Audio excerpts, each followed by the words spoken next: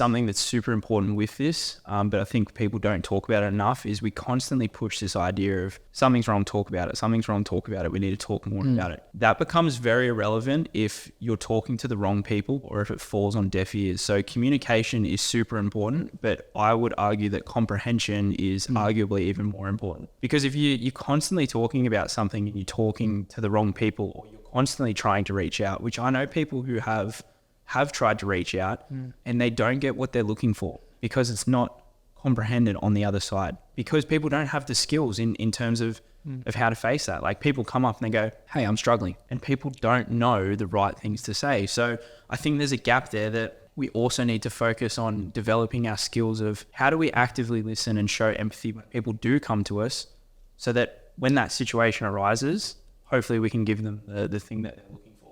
And we might not always have the answer. It's not always about having the answer. Sometimes it's just a matter of being a soundboard. Sometimes it's a matter of showing empathy. But if you're reaching out to people a lot of the times and you're not being heard, my piece of advice with that would be learning to develop the skills. So those skills of compassion, empathy, but active listening, and actually listen to what the person's saying and seeing what it is that they actually need and what they're after, as opposed to putting this pressure of thinking you always have to have the answer for people. It's not always about that.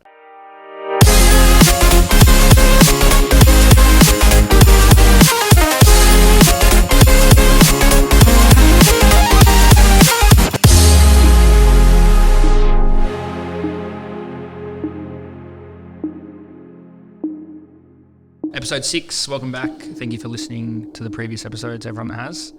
If there has been anyone. You said there was 100,000? Yeah, 100,000 last time I checked, but 1,000 we're up to. math's not my strong point, so it could be a little bit different. Not the number we want to hit yet, but it Take back 1-0 or 2? Maybe 3. Yeah. Hey, I'll still take that. That's fine. I think anything after the first comma, it's not really that important. Nah, not important at all. It's like they say, like going out after 12 o'clock, nothing good happens. So. I thought that was going to go in such a different direction. It's a bad start. All right, PSO, take us away. All right, we're going to start something a little differently this week. Being November, also known as Movember, we are very poor at growing mustaches, but mental health is what it's all about. So I'll let you two boys dive into it a little bit more, but starting a little different. Yeah, it's an important month of the year for sure.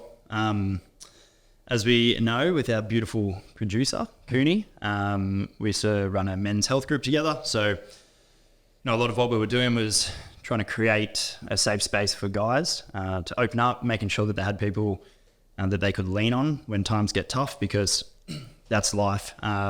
It's never going to be an easy run, but it's a whole lot easier when you've got people around you that you can lean on for support. So obviously Movember is all about that as well. And I mean, personally, I love it because I think it brings to the surface a lot of things that people probably don't draw attention to or talk about often enough throughout the rest of the year. But what it's really, used for and what it should be used for is sparking that awareness and then maintaining that throughout the year. If not growing that would be ideal. So yeah, for me personally, it's a very important month. Just been through like my own stuff in the past and stuff that I was able to get through, with a good support network around me. So I understand the importance of that. Yeah, totally. I completely agree. It's always a tough one because, we look at it and we put it in the scope of being a month when it's not a month. It should be all the time. But that's the way life is as well too. People get busy, people are living their lives, and sometimes these things slip between the cracks of checking in with a mate, seeing how people are doing, seeing if people are okay. It's easy to put on a brave face. So these months really do put the scope, the telescope on it in terms of what we need to focus on and really shine that light on things that are super important. I mean, we were talking about it when we got here before. Was it like 9 individuals take their lives from suicide every single day? 7 of those people are males. So look, it's still a massive issue, and it seems to be getting worse, which these things become ever so more important when we talk about it. So that was actually a question I wanted to follow up with. That is, going into that, obviously we understand the importance of it, but what do you think some of the key things that we need to do in order to, well, I suppose, one, create this space for individuals and particularly males to talk about it, and 2, what do you think needs to change? What do we need to do differently? To talking from, I guess, a guy to guy perspective, because I definitely overcame a lot of those with my own friendship group, leaving school, and just that natural transition in life where, you know, maybe you start seeing the world in a different way to the people that you went through school with. You know, you still have a lot of love and a lot of mateship there. But personally, I found that it was hard for me to open up to that certain friendship group because we just weren't aligned on that level. We were on so many others. But I luckily had found through experiences of struggling and challenges, people that were there for me on that level. And I think the best bit of advice that I would probably give is like, you have to be the person brave enough to start a conversation like that, because everyone wants to be heard and everyone wants to feel like they belong and that they're cared for. It's just a natural human feeling that all of us want. But for guys, I find the issue is they both feel that way, but no one wants to be the person that lets down the walls to then let that other person in, and vice versa. So yeah, I think just taking initiative, taking action, grabbing your mate and not just saying, how's things? How are you? Whatever. It's like, what's really going on? And they might not have anything, that's affecting them at that time, but at least they know at that time, okay, this is a safe space for me. And also in the future, if something does arise, I know that this is someone that I can rely on. Yeah.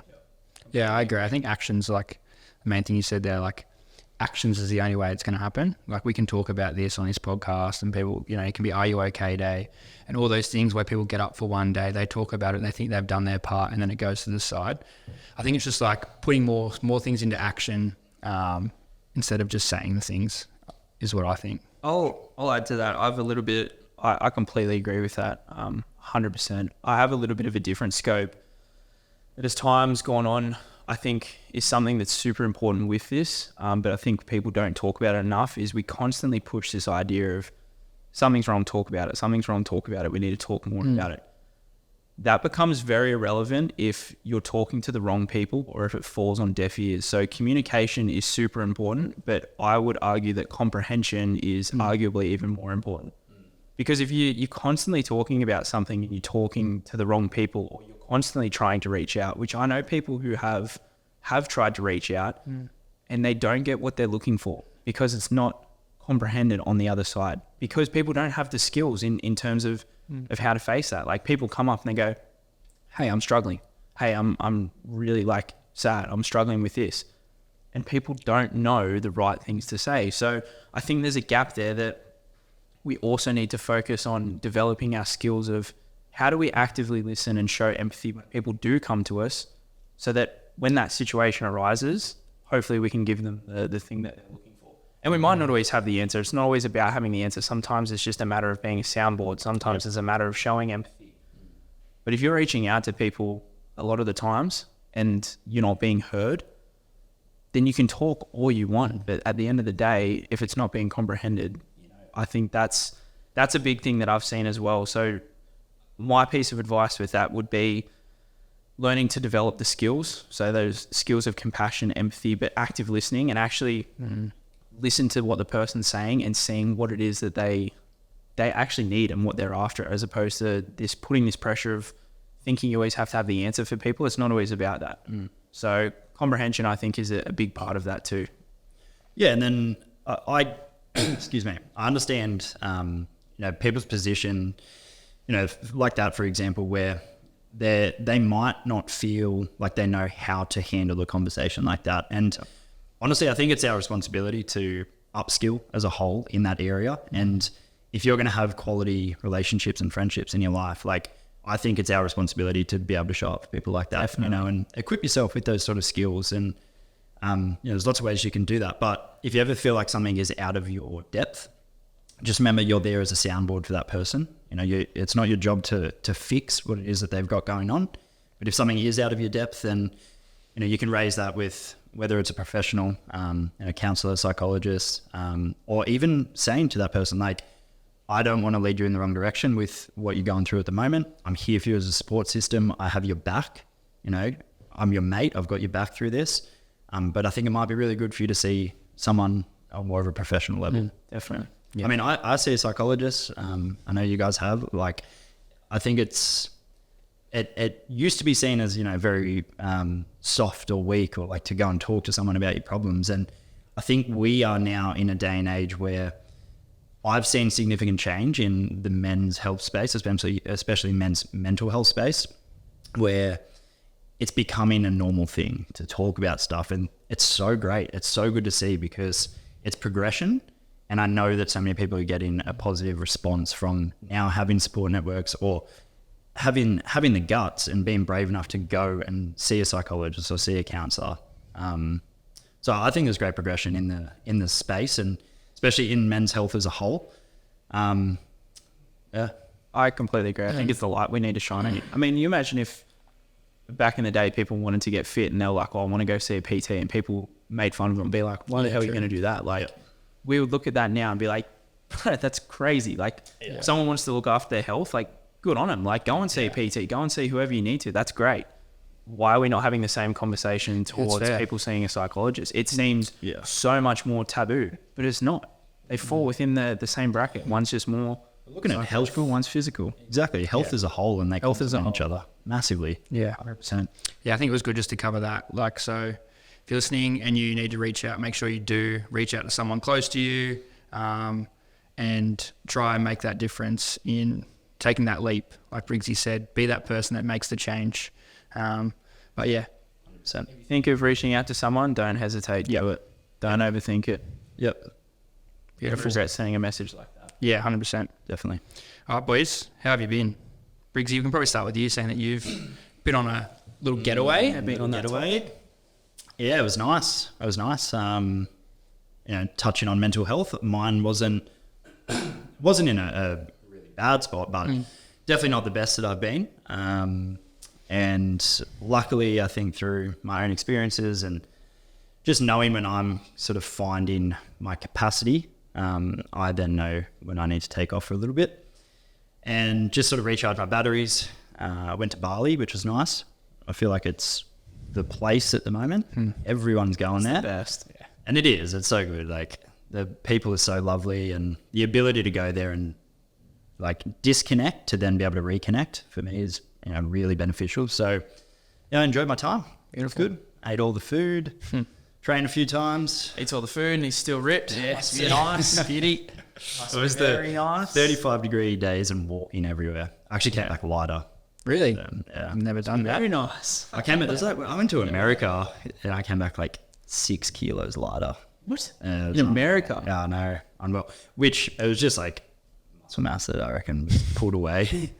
Yeah, we Just don't all like those being gains. that. Just gains. You're not actually that big of an eater either. I thought you were going to say you're not actually that big, eh? I'm not allowed to say that. One day maybe. Nah. You know, I feel like you don't. Like, I've been with you. Dave. You eat like these big sporadic meals, but like over the course of the day, I feel like you don't actually eat that much. Like, I don't eat brekkie most days until probably 10:30.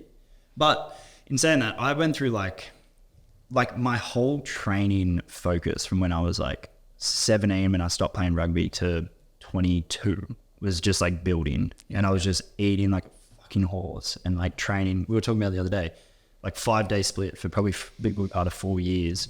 And I think I've like got myself to a body weight where I guess the intake that I'm bringing in now is just helping me maintain where I'm at, like body weight wise. Yeah. So I used to eat a lot. I feel like I just don't have to anymore. Must be nice. God,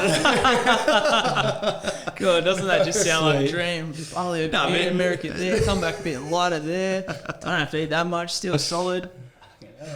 I'm definitely nowhere. You must be pretty good, mate. I'm not everything near got the everything shape down. that I used to be in. Fuck, I know that, but my priorities have changed. You know, like that whole building phase for me was important because it's what I was focused on at the time, and my work commitments now, my relationships are, you know, they're more of a priority. So I'm happy with where I'm at, but yeah.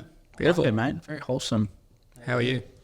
Mate, I'll keep mine a little bit short and sweet. I don't have chapters like Briggsy did there, but Always fucking need to go a bit deeper, right? And always need to pull me up on it. oh, lick the thumb, turn the page, mate. No, I'm good, mate. The last 2 weeks I've been fantastic. Training's really good, eating's good. I'm feeling really good as well. Feeling like I'm getting a really good balance with with work and training and seeing mates and everything in between, I've got nothing to complain about at the moment. Beautiful. I've actually been, I do. fantastic. Is that what you're saying? That's what you're like into. Absolutely nothing to complain about. Not a thing. Briggsy fucked off for a week. I was great. Everything just seemed to run so smoothly, and I don't know what changed, but all right. No, I'm good, mate. Thanks Beautiful. for asking. How are you? I'm pretty much the same. Everything's been good. Training has probably been the best it's been this year. Sorry, it was just you and I at the gym too, and that's weird. Claire was away too. Yeah. Yeah, well done. Both great. So I was trained. yeah, we just did everything together. Coffee. Yeah, we just hung out 24/7. I took your spot. I saw the grilled burger and I was like, oh, I missed That was so good. that. I just took myself down to Honey and just got a burger. That's my cue to leave. Thank you. Yeah, no, I'm good. I'm cruising. Yeah, training's been really good. Finally getting back into it. You were looking athletic as fuck. Yeah, starting to feel a little bit more hoppy. Yeah, hopefully dunk by this time next year. I just don't think the genetics are in my pool for that one. Nah. I know short guys. What, like in general? That's it. Sit next to us. Dunk. I reckon you could do it. You're pretty hoppy. We should have a hop off with the garage door. We should like put it up a little bit. If you were here last week, you were saying. Did Jane get past like where we lock it in? I didn't try. Bit like chest height. No, you're hoppy. I was watching Pearso do it, so just to make sure he didn't hurt himself. Yeah. I have no weight in my calves, so that's what gets me out there. I just jump and just start floating. No, my calves are supposed to help me get up there, and they don't. Or show and no go. Typical how the story goes, isn't it? Yeah, something like that. Yeah. Yeah, no, it's been good. Hopefully, can go the next year injury free. That's the goal. Wouldn't that be the dream? Are you playing rugby? No. Gonna get through a year with just doing some sprint training, doing some running, and if it gets through that, then I'll reassess. But probably not. Or like 25? Yeah, I'll probably just hang up the boots, just retire. I'll do some sprint work with you. Yeah, Fine. go down to Mingara. Hopefully the track can make me a little bit quicker. I mean, a sprint, winner takes all. Get the spikes on. Winner takes all. The business. Might have to start training a little. Hard. Yeah, 15 seconds. Probably hard to beat. That's what we're looking at. What'd you do it the other day? 13. Pretty good. My brother ran like, what was it? High 10s or low 11? Yeah, that's the goal. I want to get low of those. It's so fast. And he versed this guy, man, at he made like state level or something. But like for adult, like we used to do little A's and shit when we were younger. And then he got back into athletics like maybe he was like 21, 22. And it was when he ended up playing like the development Aussie 7. Oh, yeah. So quick, bro. But he versed this like big guy. This guy was jacked. Lined up next to him, and Jake was like solid. Yeah. He's like ripped. And this dude was so big, and I was like, there's no way this guy's gonna be fast. Just all power. Glutes, bro. Just, they were huge. And he just smoked Jacob by like probably a good like 5 meters. Oh. Meters. Which in a fucking Yeah, in hundreds 100 heaps. meter race is heaps. There's some walking weapons out there, man. Yeah, it's crazy. They're literally walking weapons. It's terrifying. You feel inadequate. Yeah, that's like, looking at the times, and I was like, oh, I'll be able to get back into it. And then I was like, probably won't get that low, ever. No, do a full year of sprint training. Yeah. Might need a coach or something. Spring coaches reach out for free. Thanks. Yeah. Thanks to our sponsors. Yeah, shout out to My Muscle Chef for replying to my stories. Thank you. Shout out to Nike. Shout out to Adidas. who else we got? New Turn Balance. down Adidas. Yeah, we'll get one eventually. Yeah, we got a New Balance. New Balance. Yeah, that's gave me my spikes for free. Crocs. Crocs are in. Crocs. Oh, Crocs. Sure you got them on? No, I don't. I wish I did. That's so comfy. I'm still like the only one that's Where was the point? Where was the point where Crocs transferred over from the wanky dads that were going fishing and like kind of standing in that weird sand where it's like a little bit of water in it, but it's like not heaps, and they were like perfect substitute because like a little bit wet but not like fully under, and so they'd wear them when you go fishing, and now everyone's wearing them, and it's fine. Yeah. Like it looks better. I'm not like I'll be honest. I was a sheep with it for sure. Like I saw You're other an people absolute doing it. bandwagon, 100%. Yeah, I'm now a wanker. Yeah, I just saw people, I don't know, like heaps of people in the fitness space started rocking it. Yeah. And like, I was like, hectic, get my hands on a pair. And then they're so good. Yeah, I put Brixies on the other day and they are so comfy. So comfy. Justify the $70. Yeah. Get it on sale. Catch up. $70 for a pair of Crocs is, Tell you what, it's not light work. That's steep. I've got my wear in though. I have. Did you wear them in Bali? Yeah. Would you wear them fishing? You can, like anything. Do you fish? That's not in my skill Would set. that ruin the way they look if you were fishing? Then you would genuinely look like one of them wanky dads. Maybe you have to keep it away from fishing. I've worked out by trial and error that you have to wear socks with them. Otherwise they look Not low cut socks. not low cut, like the semi-high, not like super high, but semi-high. Yeah. The no sock look is not. It's not it. It's not it. It's not. I actually don't think I've seen it. Go for a quick stroll and like I walked past like the Reflection or something in Bali and I was like, Who's this loser? who's this dickhead? Who is this guy? They've actually got a nice little sock tan going too. That just can't. Oh, happen. yeah. You need to cover all of that. It's giving silly. It's giving. Oh my god, no. So I reckon if anyone could pull off the nose sock, it'd be Reese. Reese. He just pulls anything off. Yeah. Oh man. Good fashion. Good fashion. Great fashion. Sensational. On touching on obviously being Movember and the focus around mental health, especially because we spoke about it at the start. How great is like our workspace and the vibe that we have between each other? Like I know, and I feel so blessed with it. Like I know that I can like talk to you guys about stuff and I've got shit going on, and like you understand and you'll hear me out. You provide me that space. That's one of the best things, that I definitely get from our work environment is like, how to hold space really well.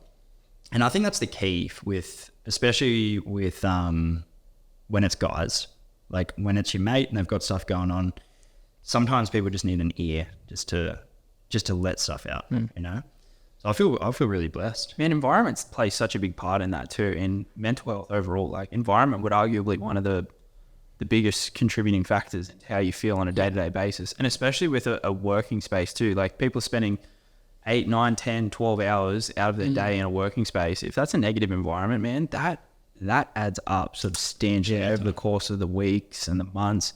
I mean, we always talk about it, how lucky we are to walk into work and do what we do. And that's not just with our job, being able to PT people, but being surrounded by each other, like to go in there every day. I genuinely get sad if I rock up to the gym and you guys aren't there. Yeah, it's actually wild to think about, hey. Yeah, 100. It makes me actually empathize more, and I probably am not as good as what I want to be frequently, but like when other people have stuff going on and it seems very trivial, like I hear people like say things to me and I'm like, that seems like it doesn't need to be this big of a deal, but they've been in that environment for the last 8 hours throughout the day and they've got this thing that's ticked them off, that thing that's ticked them off, and it's not, it's probably not really that one small thing, but an accumulation of multiple things that have happened through the day, or even just like the energy in the space that they're in. And I think so many people, it sucks because I know people that work in environments that they don't like, and they're turning up and they're like already in a stressed state because they're worried about how old mate over here is going to act, or what's this person going to say today. And I think it's important to remember that not everyone is living what they want to be at this time in their life, and that's okay. Like that is a stage for them that they're going to want to progress from and move on from at some point. But I think we've got to empathize a little bit more. I know, like saying that for myself there, I definitely need to. Yeah, it's definitely really harder for us too. Like we don't have to go into work like walking on eggshells, being like, Totally. it's only going to yell Who at are we me to today. who are we to tell people what's important to them as well? Like things that we look at, what people might need to vent about or talk about. Sometimes we even put in the category of complaining. We go, oh man, that's such a little thing. And look, at times, sometimes it might be, but things are important to people that might not be important to us and vice versa. So you can't go in comparing of what we find important to what other people find important and then try and justify your empathy that you give to them based off that, because it just doesn't work. Yeah, I think that's one of the biggest ways to support someone is to try to understand where they're coming from. Yeah. Even though to you it seems like something that's not that Yeah. big, you know? Yeah, you don't know how big it is to them. Like it might seem small to us, but Listen to understand, not to respond. yeah. Yeah, and that's where you so quickly fall into, like almost saying that their feelings aren't worth as much as what they're Yeah. saying that they are, Yeah. you know? And that's not nice. Like I've had that done to me before and I'm like, no, this is like, it might not seem like much to you, but to me, this is a big thing. It's not being heard, not validated at all, is it? 100%. Yeah, it's something to think about. All right, we'll leave you to think on that. Thank you for listening to episode 6. Yeah. 6 almost. We're getting up Mate, there. We're close almost. to those double digits. You boys are going to start doing it. I can't count much higher, so. It's all right, you're doing well. Sweet, thank you. If you need to talk about it as well. I'm here. But definitely do. Yeah. You know, and like we spoke about this at the start of the episode, but also off air. The reality of mental health, you know, like that young fella lost his life on the coast and it's extremely sad. Like it's heartbreaking to hear stuff like that. And we send our respects and our thoughts to his family, but it reiterates that message of have a support network around you, find people that you can rely on and lean on and do it, you know, and make sure you're that person as well to break down that barrier for your mate who, you know, he might have something going on. Break down that barrier because I can almost promise you that he's wanting you to do that thing. 100%. And if you don't have anyone to talk to, we do have Claire available at the gym. So Leading Edge Wellbeing is her Instagram if you want to get in contact with her. Definitely reach out if you need. Yeah. Very safe space up there. Obviously qualified counsellor. So yeah, don't hesitate to reach out to your friends, to us even. Yeah, for sure. Always got an ear. 100%. Beautiful. See See you you again. on the next episode. Sweet. They both winked at me. How good's that?